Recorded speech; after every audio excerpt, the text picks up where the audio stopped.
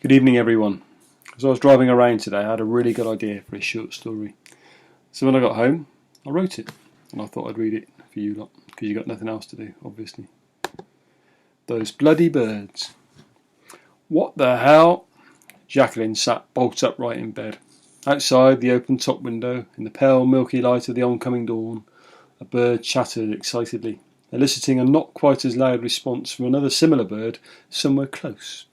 Beside Jacqueline, already propped up and reading a book, was her husband Dennis. He turned and looked at her knowingly. New family of magpies, sounds like. He turned the page with a moistened finger. That noisy beggar will be on the radio mast. Haven't you got rid of that aerial yet?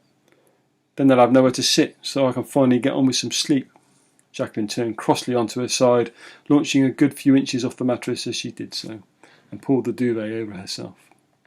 Dennis, hidden from his loving wife's view, managed to smirk. We've been through this. I can't get a ladder up there without risking falling off. Best to wait until we can get a tower and do it properly. Jacqueline twisted around in her bed and stared at her husband. Or we can pay someone to remove the bloody thing. We don't need it. We've never used it. Now all it does is support the noisy little bastards. Can't you get rid of it? Dennis looked down his glasses at his wife beside him. He was in his 60s now, and grey had taken over what hair he had left on his bonce, and the bountiful beard on his craggy face. He stopped for a moment, deciding quickly to ignore the double meaning in her question, and then smiled warmly. Of course, darling. Anything for you. Jacqueline hummed in irritation and rolled over again. Then, as an afterthought, she picked up one of her pillows and clamped it with a significant demeanour of annoyance directly to her airward ear. Later that day, Dennis stood at the end of the garden away from the building.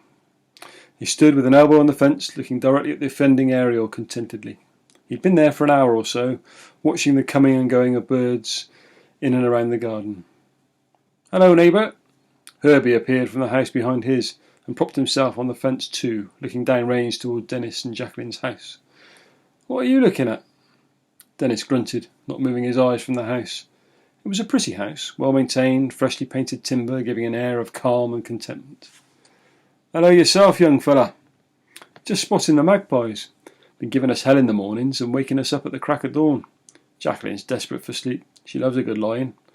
I, on the other hand, can't help but wake at the first light and read a book. He glanced at Herbie for a second. That there aerial is causing us the grief. Damn thing perches on it and shouts and hollers for all he's worth. I've been watching for an hour. He's been on there 3 times, made a goddamn racket every single time. You're not a radio buff like Rolf, then? Herbie asked. Rolf had owned the house before Dennis and his wife had moved there. Nope, got no use for an aerial neither. Damn thing's too high to get down safely, and we're not due to redecorate for a while. Might be able to cut it with a hacksaw on a pole if I try. I heard the magpies myself today, but they don't seem to come near our house. What's that shining and hanging from the aerial? Herbie had spotted something silvery spinning and glittering on a wire below the offending mast. Some old CDs I had. They're supposed to frighten the magpies, which they do, except for one damn bird. Looks like there's 3 youngsters. The one I see, we'll call him No-Tell. He keeps Lando on the aerial in spite of the CDs. The other 2, Ranger, I call him that because he always leads the way. And the Professor, I call her that because she sits and watches me real careful like she's real smart. They're scared of the CDs, but not No-Tell. What you going to do, Dennis? I'm going to borrow my boy Lewis's airgun and shoot the son of a bitch. Not nice, Dennis. Why not just remove the aerial?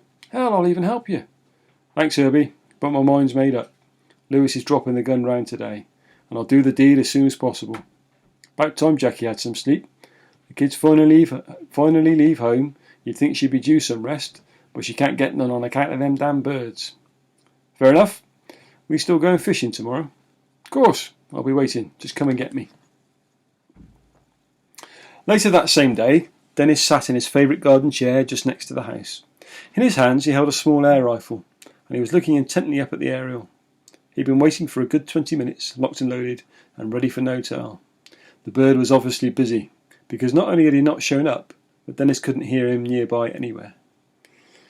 Dennis sighed and sighted down the barrel at the mast on the side of his house. He was tempted to fire off a pellet to find his range, but thought better of it. No point in alarming the bird before he'd done the dastardly deed. Dennis frowned in annoyance. One of the slates on the roof had slipped and was hanging off slightly. Goddamn. Something else for him to fix. Dennis, you see, was a very lazy man. He'd figured he'd got to where he was going, and that there was no point in exerting himself any further. His love of sports, and of sitting outside late at night sipping his liquor, annoyed his wife greatly, but Dennis wasn't concerned. A chatter awoke Dennis from his reverie, and he scanned the skies for his target.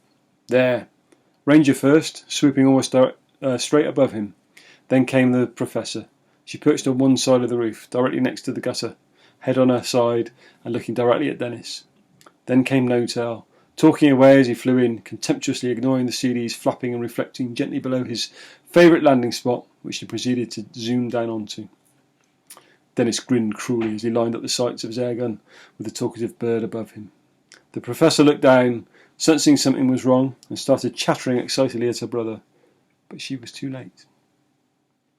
No-Tail's eyes rolled into the back of his head as he fell gently off the mast and plummeted with a gentle thwack onto the paving slabs below.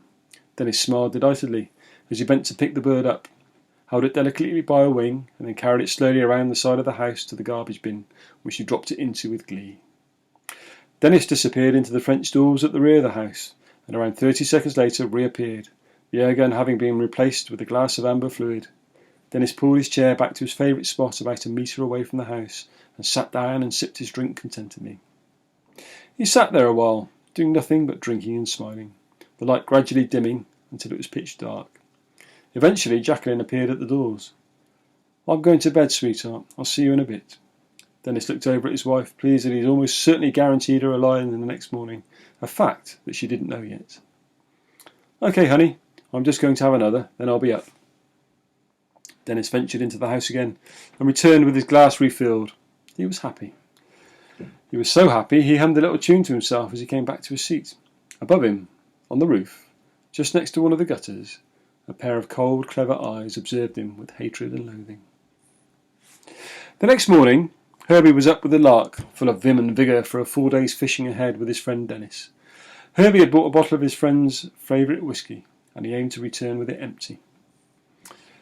He skipped along the fence to the gate in the middle, opened it, and walked through, clearly ready for a relaxing day doing nothing. As he turned to walk to the rear of Dennis's house, he slowed, and his whistling came to an abrupt halt. Sat in front of Herbie, in his favourite outdoor chair, was Dennis. He was staring unblinkingly at Herbie in a most intimidating way.